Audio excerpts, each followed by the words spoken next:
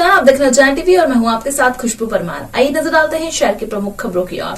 Police शहीद दिवस पर पुलिस लाइन में शोक परेड का आयोजन किया गया। आला अधिकारियों और जनप्रतिनिधियों ने पुष्प चक्र अर्पित किए।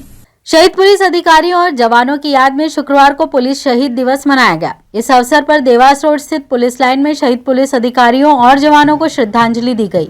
इस मौके पर IG Santosh Kumar Singh, DIG Anil Kushwaha, police अधीक्षक सत्येंद्र कुमार शुक्ल ने शहीदों को सलामी दी व शोक परेड का भी आयोजन किया गया।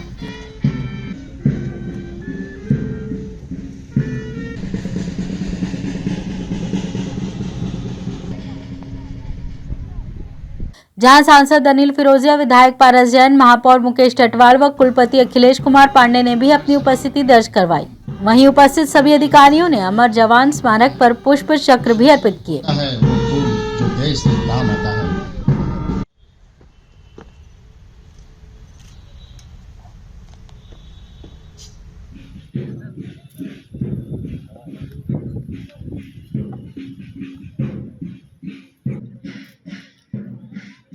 आईजी संतोष कुमार सिंह ने बीते वर्ष शहीद हुए सभी 264 जवानों के नाम पढ़े।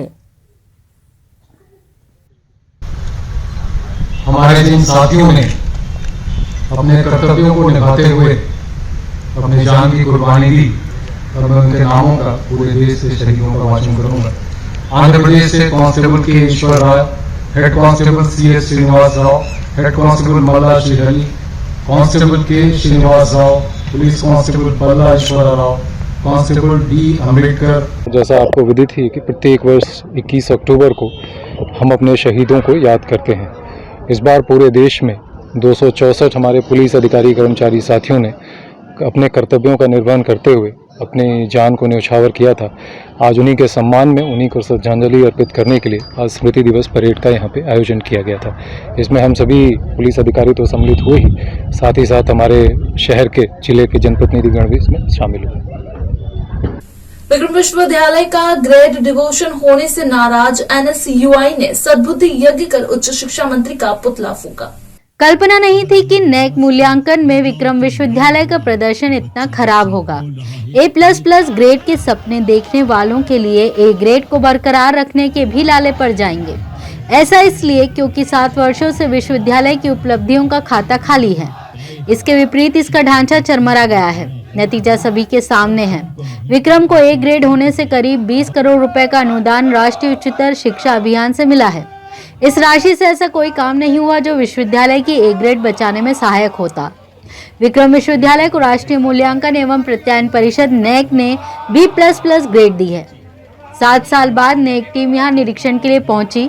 विक्रम विश्वविद्यालय की ग्रेड घटने पर NSUI ने उच्च शिक्षा मंत्री से इस्तीफे की मांग की है। ग्रेड में गिरावट की जिम्मेदारी लेते हुए नैतिकता के आधार पर उच्च शिक्षा मंत्री मोहन यादव को इस्तीफा देना चाहिए। आक्रोशित NSUI ने विश्वविद्यालय परिसर में सद्बुद्धि यज्ञ किया व उच्च शिक्षा मंत्री का पुतला भी फूंका।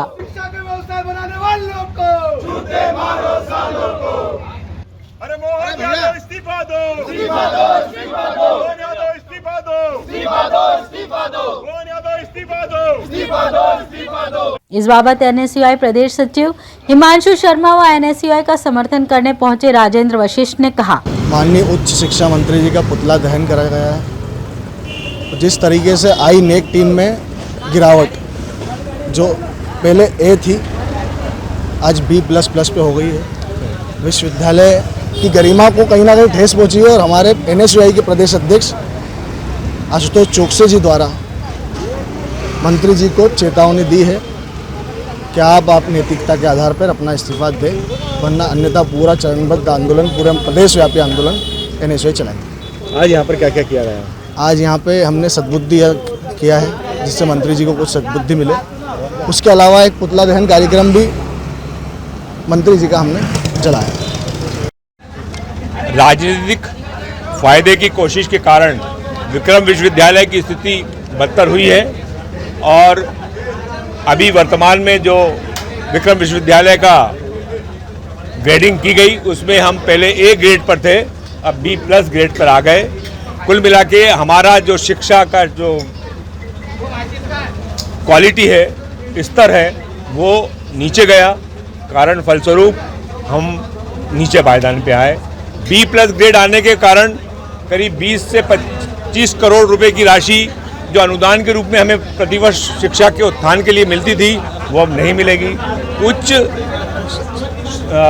क्षेत्र में, शिक्षा के क्षेत्र में जो अनुदान और जो नए नए कोर्सेज हमें मिलना चाहिए वो अब आने समय बंद हो जाएंगे। और ताज्जुब की बात यह आखिर हुआ क्यों? 245 से ज़्यादा कोर्सेज प्रारंभ किए गए, बड़ी बड़ी घोषणाएं की गई। आज हालत ये है कि 245 कोर्सेज जो नए चालू किए हैं उसमें से 60 से 70% कोर्सेज अभी तक प्रारंभ ही नहीं हुए। जो कोर्सेज प्रारंभ हुए उसमें टीचर नहीं है, शिक्षक नहीं है, प्रोफेसर्स की कमी है। जो शिक्षा की गुणवत्ता बनाए रखने की बात की जाती थी अब वो गुणवत्ता विक्रम विश्वविद्यालय की बहुत नीचे चली गई है। और यही कारण है कि NSUI के माध्यम से छात्रों के हित में ये बात हमारे NSUI के पदाधिकारियों ने उठाई है। मैं NSUI के पदाधिकारियों को बधाई देता हूं और विश्वास रखता हूं कि छात्रों के हित में और विक्रम विश्वविद्यालय की उच्च शिक्षा को दृष्टिगत रखते हुए इस तरह की गतिविधियों को निरंतर आगे जारी रखेंगे। नकली पुलिस बंद बदमाशों ने कार में किया युवक का अपहरण, 5 लाख की फिरौती मांगी, 30,000 लेकर छोड़ा। पीपलीनाका निवासी हमाली करने वाला विक्की मीणा गुरुवार शाम नानाखेड़ा देसी कलाली पर शराब पीने पहुंचा, जहां उसको 4 बदमाशों ने खुद को पुलिस वाला बताकर कार में बैठाया और क्षेत्र में ही 3 घंटे तक घुमाया। इस बीच युवक के साथ जमकर मारपीट की गई, उसके पास रखा सारा सामान लूट लिया। युवक से 5 लाख की डिमांड की और उससे कहा कि घर वालों से पैसे लाने को बोल वरना थाने ले जाएंगे और केस कर देंगे। युवक ने पत्नी को फोन लगाया और घर से 30,000 रुपए मंगाए। ऑटो कर पत्नी व भाभी रुपए लेकर आई, जहां काला पत्थर चौराहे पर बदमाशों को 30,000 की राशि दी गई और पति को छुड़वाया। विक्की मीणा ने बताया कि कार मारुति वैगनार क्रमांक MP09CA 7153 थी। अब थाना नानाखेड़ा पुलिस मामले में गाड़ी का नंबर ट्रेस कर जांच में जुटी है। मेरे को 5 बजे से मारुति में बंद कर रखा, खूब मार रहे थे। लाल गेट से यूं गाड़ी मोड़ी, 3 चक्कर हम यहाँ से यहाँ आए, यूं बोले कि तेरे को बंद कर रखे हैं। हमने गाड़ी से यहाँ पे दारू पीने आया था तो मेरी गाड़ी सब छिना ली और मेरे को खूब मारा और मेरे से बोलने लगे कि हम तेरे को थाने ले जा रही है, हम पुलिस है। और 4 ही बोलने लगे कि हम पुलिस और खूब मार दिए। तो क्या तेरे घर से पैसे मंगा सकता है? हम तो मैंने क्या नहीं मंगा सकता हूँ, तो तेरे को मंगाने पड़ेंगे, नहीं तो हम तेरे को थाने ले जाएंगे। तो मैं समझ तो गया था, उस समय तो नहीं समझ पाया, बाद में समझ गया मैं। तो अभी आते मैंने जैसे मेरे लोगों ने सब मेरे बिहारी ने पैसे लेके आए तो फिर मैंने एकदम उनको भाग लिया और मैंने खर्चे में पत्ता उठाया। मैंने कहा भैया ये सब जस्ती, सबको मैंने बोला कि भैया मेरे को लूटा इन्होंने और खूब मारा। तो मेरी औरत से 40-30 हजार रुपये मंगा लिए और मंगलसूत्र में 1 रुपये रख के लाई वो और पैसे लिए। कहाँ से बिठाया था आपको गाड़ी? मेरे को बिठाया था यहीं से नानाखेड़ा से, ये पीछे से कलाली भी थे। क्या कह रहे थे आपको बिठा के? वो कहने लगे कि पुलिस है हम। कितने लोग थे? 4 लोग। 4 लोग। कितना पूरा माल आपने दिया? हमने 30,000 रुपए दिए, 2 मंगलसूत्र मंगवा के दिए घर से। दीपावली पर्व पर बाजार हुए गुलजार, फुटपाथ पर लगी अस्थायी दुकानों से जमकर हो रही है खरीदारी। दुकानों और शोरूम में भी पहुंच रहे हैं ग्राहक। दीपावली पर्व का नजदीक आते ही बाजारों में रौनक छाने लगी है। बाजारों में फुटपाथ पर लगी अस्थायी दुकानों से लेकर सजे धजे शोरूम खरीदारों को लुभा रहे हैं। दिवाली की चकाचौंध के बीच दुकानदारों ने नए स्टॉक मंगवाए हैं। लोगों में काफी उमंग और उत्साह देखने को मिल रहा है। खासकर महिलाएं खरीदारी के लिए बड़ी संख्या में बाजार में पहुंच रही हैं। वहीं साज सज्जा, पूजन सामग्री, दिए, रंगोली, वस्त्र व सभी प्रकार की खरीदारी करती नजर आ रही हैं, जिससे बाजार में भी रौनक दिखाई दे रही है। साथ ही दुकानदारों का कहना है कि इस वर्ष लोगों में भी दीपावली के त्योहार को लेकर काफी उमंग और उत्साह दिखाई दे रहा है।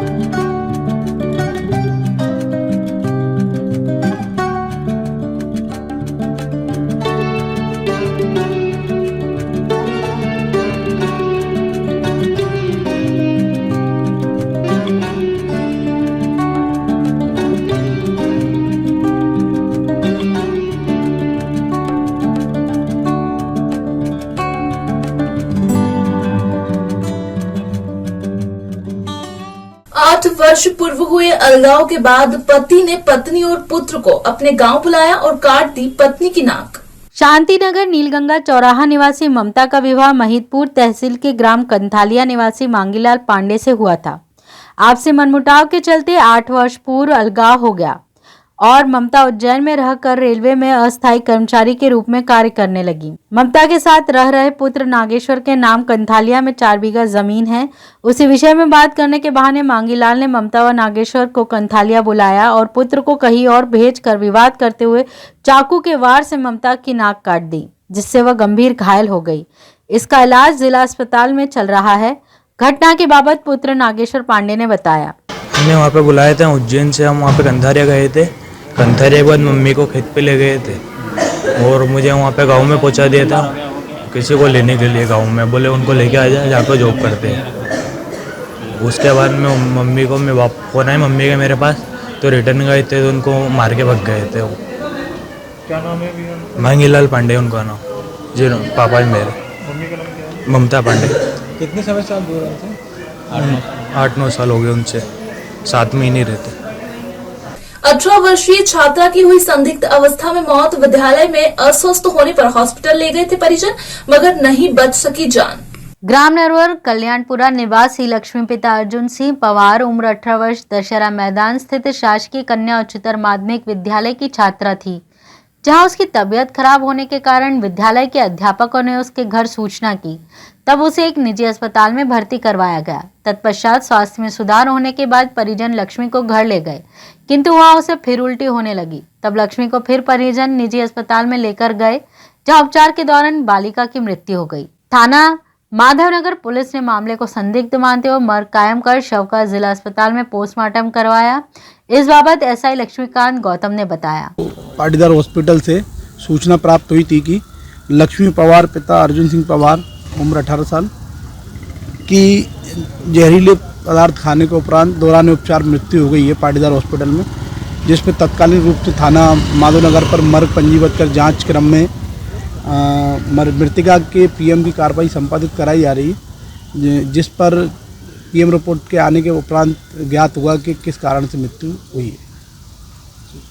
टोकन वितरण के बाद सामाजिक न्याय परिसर में सजी पटाखा दुकानें। व्यापारियों को अच्छे व्यापार की है उम्मीद, फायर ब्रिगेड है नदारद। टोकन वितरण के बाद आगर रोड स्थित सामाजिक न्याय परिसर में लगभग 200 पटाखा दुकानें सज गई हैं। कोरोना काल के बाद यहां व्यापारियों को अब के बरस अच्छे व्यापार की उम्मीद है।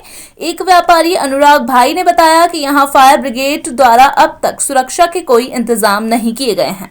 कल यहाँ पर टोकन वितरण हुए और लगभग आपके सामने है कि इतनी सारी दुकानें लग चुकी हैं। अभी कुछ दुकानों पर ठोकने का काम चल रहा है, पूरी तरह से सुसज्जित नहीं हो पाई हैं दुकानें, है ना। आज पहला ही दिन है इस चीज़ का और यहाँ पर क्या हमको ज़रूरत है, फायर ब्रिगेड नहीं है। दुर्घटना को देखते हुए फायर ब्रिगेड होना जरूरी है। कितनी दुकान होगी लगभग यहाँ पर? किस प्रकार का व्यापार की तैयारी की गई है? यहाँ पर लगभग 200 के आसपास दुकानें हैं, है ना। अभी पूरी तरीके से गिनी तो नहीं मैंने एग्जैक्टली, बाकी 200 के तकरीबन दुकानें हैं यहाँ पर और हमारी संपूर्ण तैयारी और आशा करते हैं कि इस बार दिवाली में अच्छी बिक्री हो, क्योंकि विगत वर्षों से हम कोरोना से भी लड़े हैं। इस प्रकार को देखते हुए आशा करते हैं कि अच्छी बिक्री हो। कितने समय कितने बजे से सुबह चालू हो जाएगा? ये सुबह 10 बजे से रात के 10 बजे तक चलता है। तो ये थे उज्जैन शहर के प्रमुख समाचार। ताजा खबरों के साथ बने रहने के लिए देखते रहिए उज्जैन टीवी। हमारे यूट्यूब चैनल को लाइक सब्सक्राइब करना ना भूलें। नमस्कार।